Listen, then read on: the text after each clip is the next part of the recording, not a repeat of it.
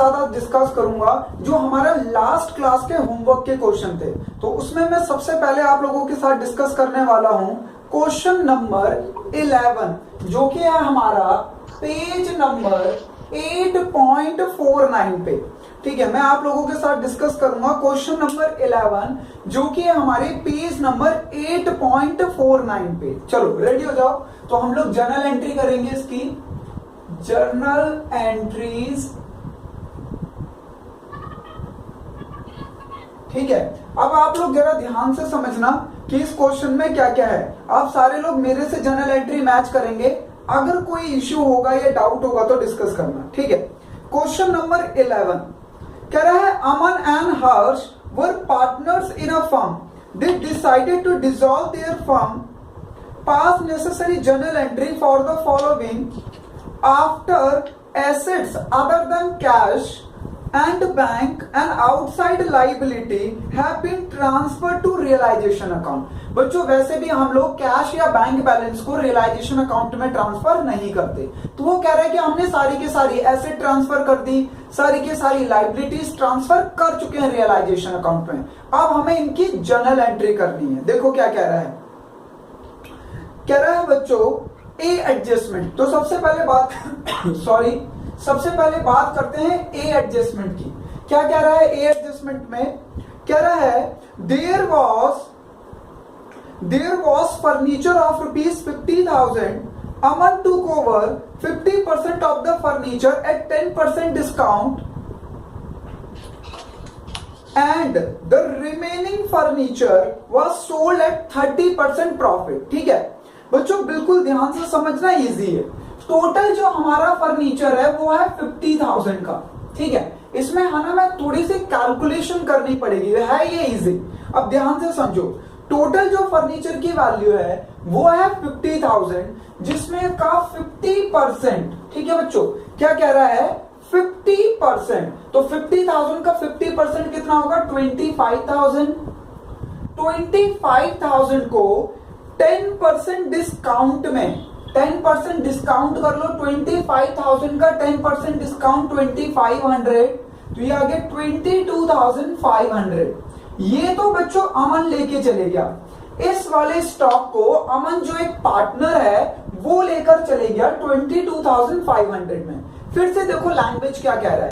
कह रहा है हमारा जो फर्नीचर है वो है 50,000 का, जिसका बच्चों हाफ यानी कि 25,000 को 10% डिस्काउंट। तो 25 का 10% डिस्काउंट कितना होगा 2500।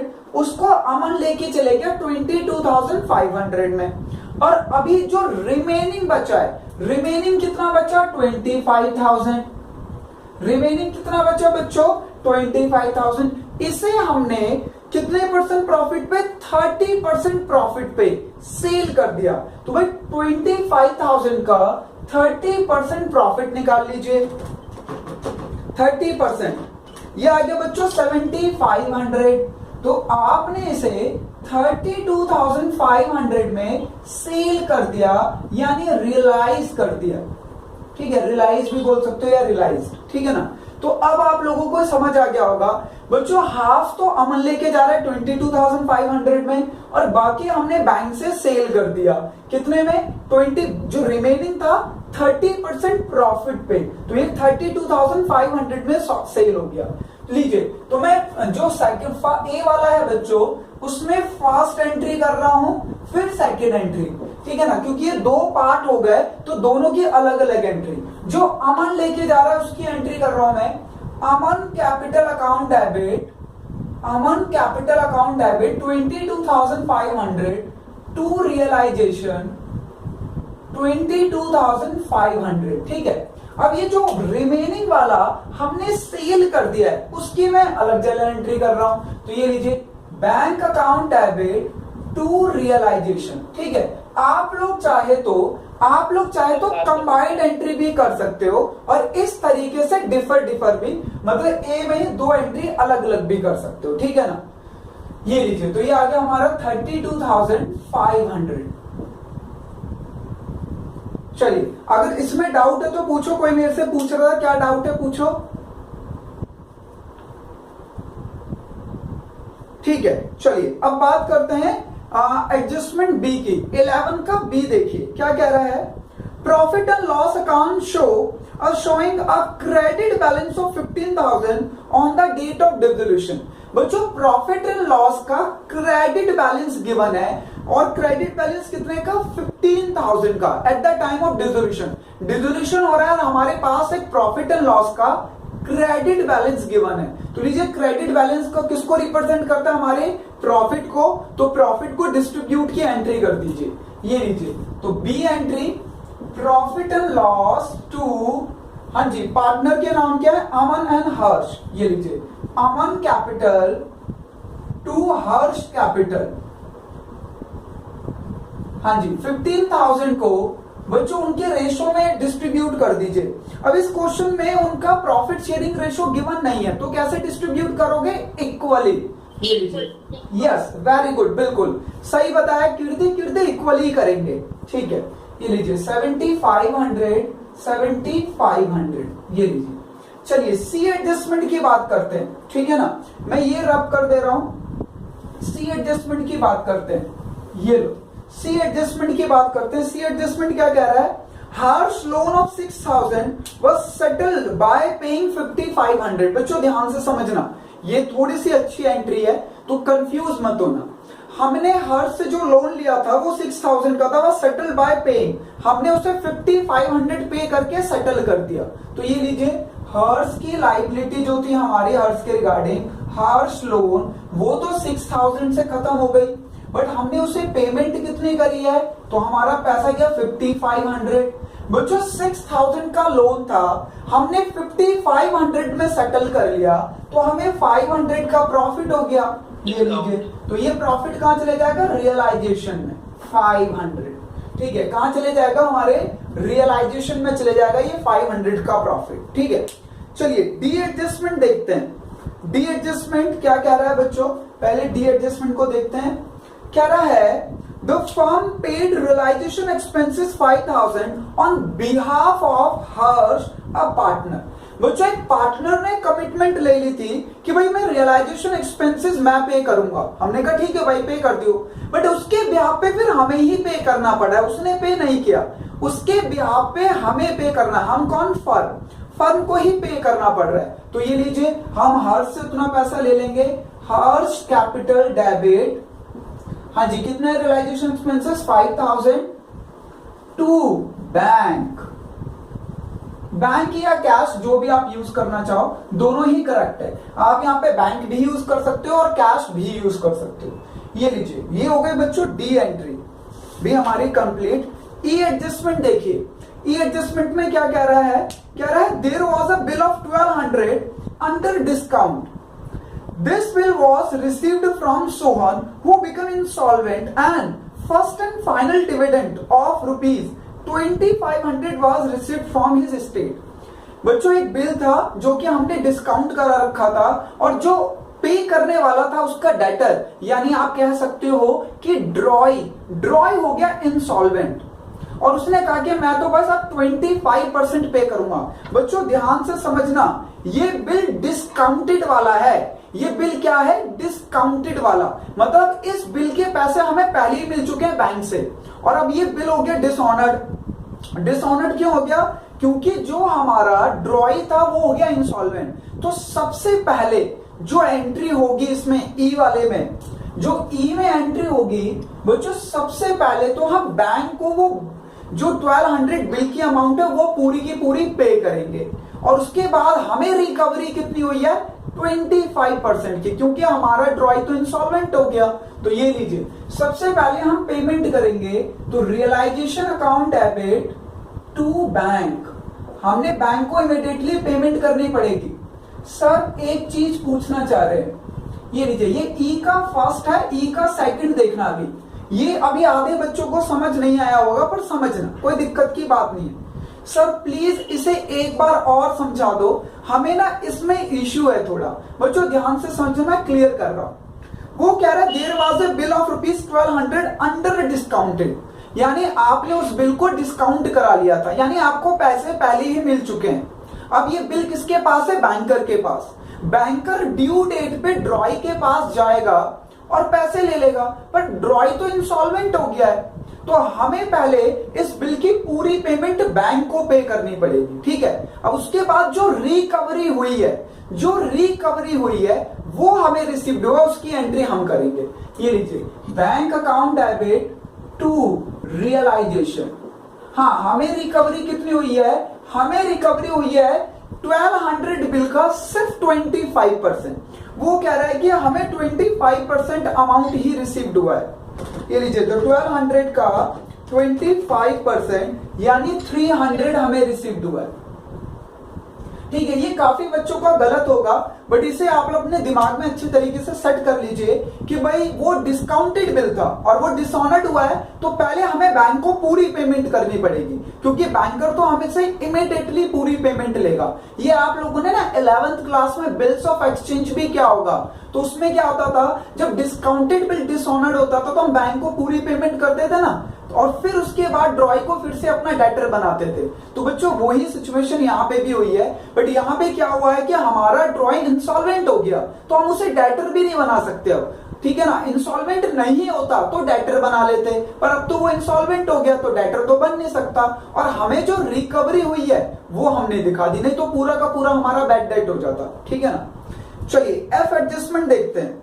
एफ एडजस्टमेंट में क्या कह रहा है, creditor to whom the firm owed 6,000 accepted stock 5,000 at a discount of 5%। ये समझने वाली एडजस्टमेंट है, क्योंकि इसमें कैलकुलेशन का मिस्टेक है, ठीक है। आप लोगों ने जो गड़बड़ करी होगी वो अमाउंट का क्या होगा, जनरल एंट्री तो सही कर दी होगी। देखो क्या कह रहा है कि हमारा एक 6,000 का क्रेडिटर है। कौन है? क्रेडिटर। हमने कहा ठीक है, कोई दिक्कत नहीं है, हमारा क्रेडिटर है, हम पेमेंट कर देंगे। अब बच्चों क्रेडिटर ने क्या करा, क्रेडिटर ने कहा कि मुझे ये 5,000 वाला स्टॉक दे दो। हमने कहा ले लो 5,000 वाला स्टॉक, पर वो कह रहा है कि मैं 5,000 में नहीं लूंगा, कह रहा है 5,000 वाला स्टॉक मुझे 5% डिस्काउंट पे दो। हमने कहा ठीक है भाई, ये लो।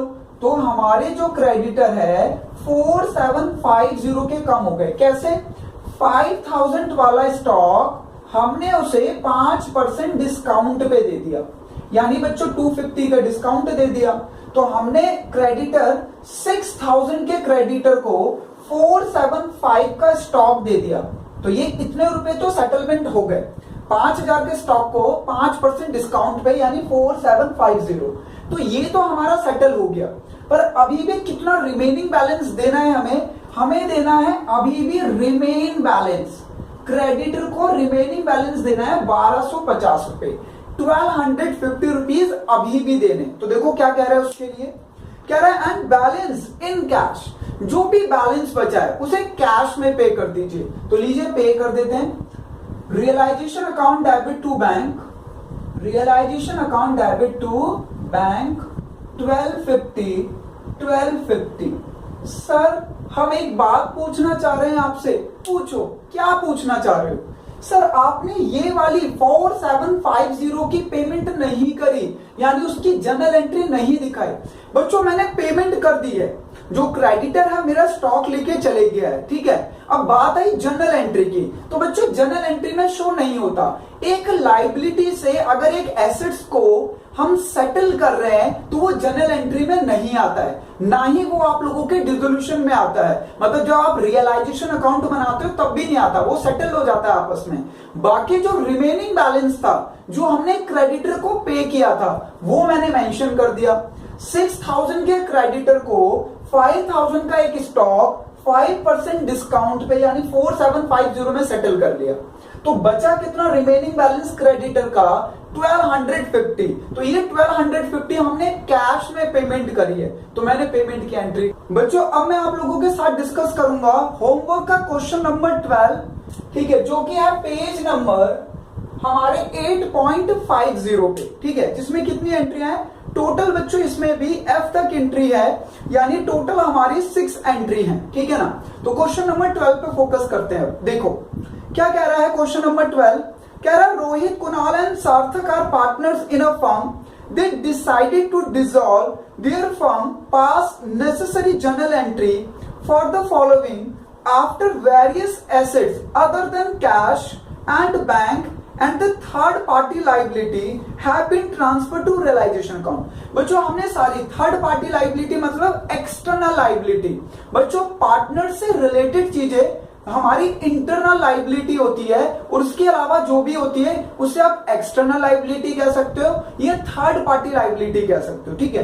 तो इसने कहा है कि हमने सारी की सारी एसेट ट्रांसफर कर दी है, सारी की सारी लाइबिलिटी ट्रांसफर कर दी है एक्सेप्ट कैश और बैंक बैलेंस, ठीक है। हमारा काम आसान है, डायरेक्टली हमें जर्नल एंट्री करनी है। लीजिए तो सबसे पहले ए वाली जर्नल एंट्री देखते हैं। क्या रहा है ए वाली एंट्री में, कुणाल एग्री टू पे ऑफ हिज वाइफ लोन 6000। बच्चों कुणाल एग्री हो गया है अपने वाइफ के लोन को पे करने के लिए, ठीक है। हम लोग इसकी जर्नल एंट्री कर देंगे। ये लीजिए क्या होगी entry, Kunal account debit, sorry ये तो मैं जोश में आ गया, ये लीजिए हाँ, realisation account debit to Kunal. Kunal ने अपने वाइफ का लोन पे कर दिया है, कुणाल कैपिटल कितना पे किया बच्चों, 6000 रुपीज। ये लीजिए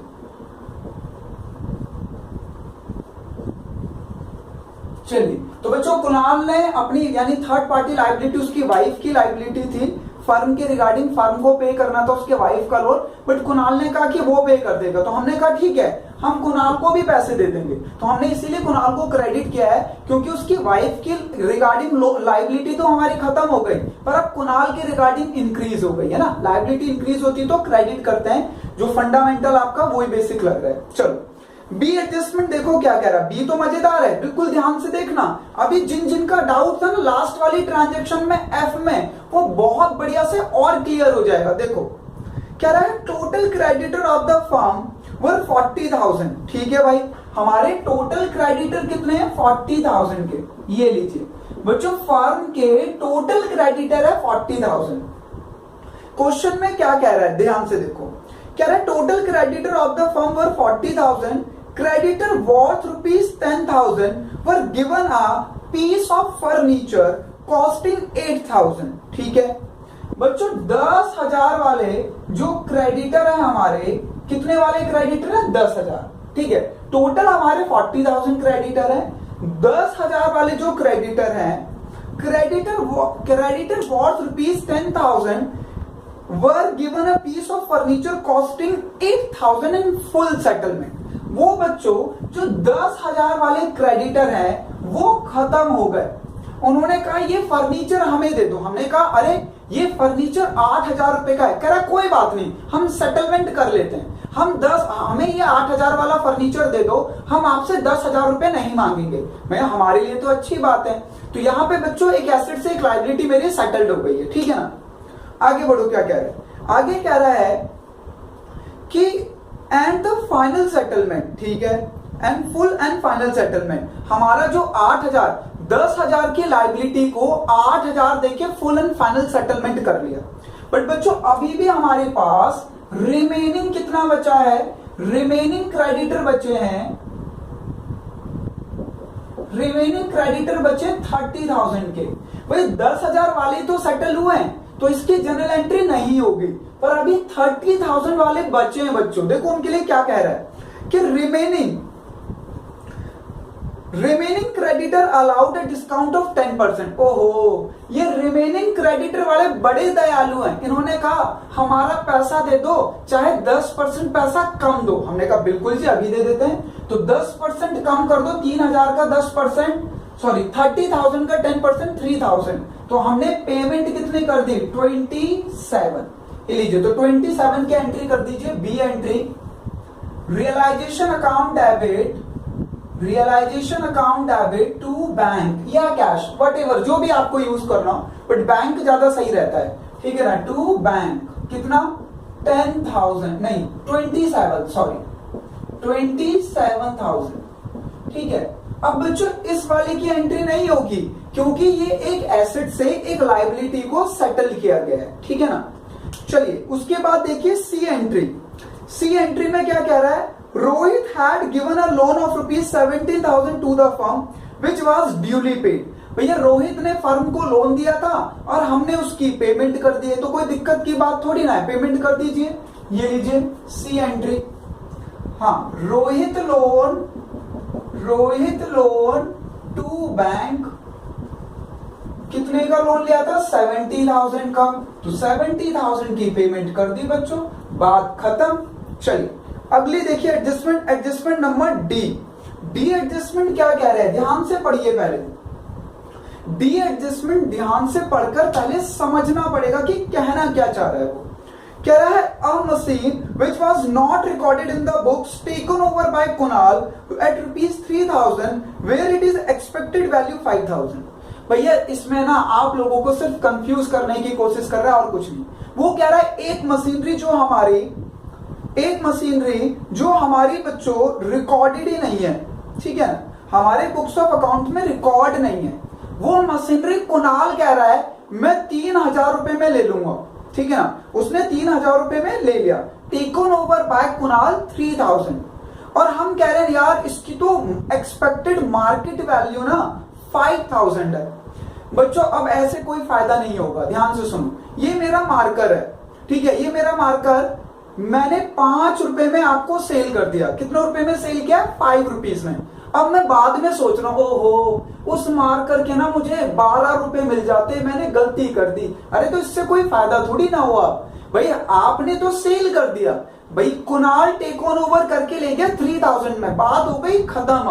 अब उसके बाद आप ख्याली पुलाव जितने मर्जी पकाते रहो। तो क्वेश्चन में वो ख्याली पुलाव पका रहा है बच्चों, कह रहा है कि ये तो 5,000 रुपए में बिक जाता, तो बिक जाता तो बेगा क्यों नहीं था पहले, ठीक है ना। तो कुणाल कितने में ले गया? 3,000 में। तो हम बस उसी की एंट्री करेंगे। ये लीजिए, तो एंट्री होगी Kunal debit, Kunal capital debit to realisation. हाँ बच्चों ये अनरिकॉर्डेड था, कोई दिक्कत की बात नहीं, सेम ही एंट्री होती है। ये लीजिए, अगर ये रिकॉर्डेड होती है ना और लेके जा रहा होता तब भी यही एंट्री होती। 3,000 ये लीजिए। चलिए ई एंट्री देखते हैं, ई एंट्री क्या कह रहा है। ई एंट्री में कह रहा है बच्चों the firm had a debit balance 15 लो। पिछले वाले क्वेश्चन में हमें क्रेडिट बैलेंस बोल रहा था, इस वाले क्वेश्चन में डेबिट बैलेंस बोल रहा है। अच्छा पार्टनर है हमारे रोहित, कुणाल एंड सार्थक। लीजिए डिवाइड कर देते हैं, रोहित, कुणाल, सार्थक। बच्चों डेबिट बैलेंस है ना, तो उस बैलेंस को क्रेडिट करके खत्म किया जाएगा। ये लीजिए टू प्रॉफिट एंड लॉस। कितने रुपए का है? ये है बच्चों 15,000। ये लीजिए 15,000। अच्छा अब ये बच्चों लॉस को रिप्रेजेंट कर रहा है, तो लॉस भी डिस्ट्रीब्यूट होगा बिटवीन ओल्ड पार्टनर या जो भी एग्जिस्टिंग पार्टनर है उनमें ओल्ड रेशो में। अब इस क्वेश्चन में रेशो गिवन ही नहीं है, तो कौन से रेशो में कर देंगे हम? Equal. Yes very good, equal ही करेंगे, बिल्कुल सही कहा नागर जी ने।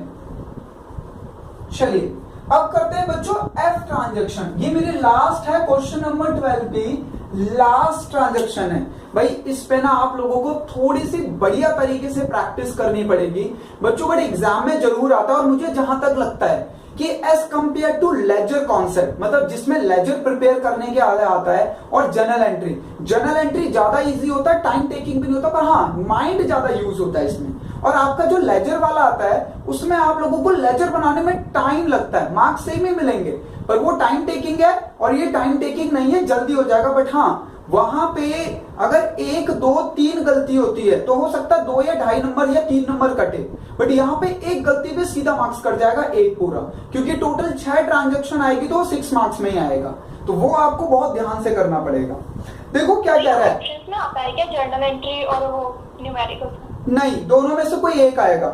ठीक है देखो जरा, कह रहा है Sarthak paid the realisation expenses of 16,000 out of his private fund. बच्चों सार्थक ने रियलाइजेशन एक्सपेंसेस पेड किए हैं 16,000 फ्रॉम हिज प्राइवेट फंड। हमें कोई दिक्कत नहीं है, करने दो पे क्या फर्क पड़ रहा है।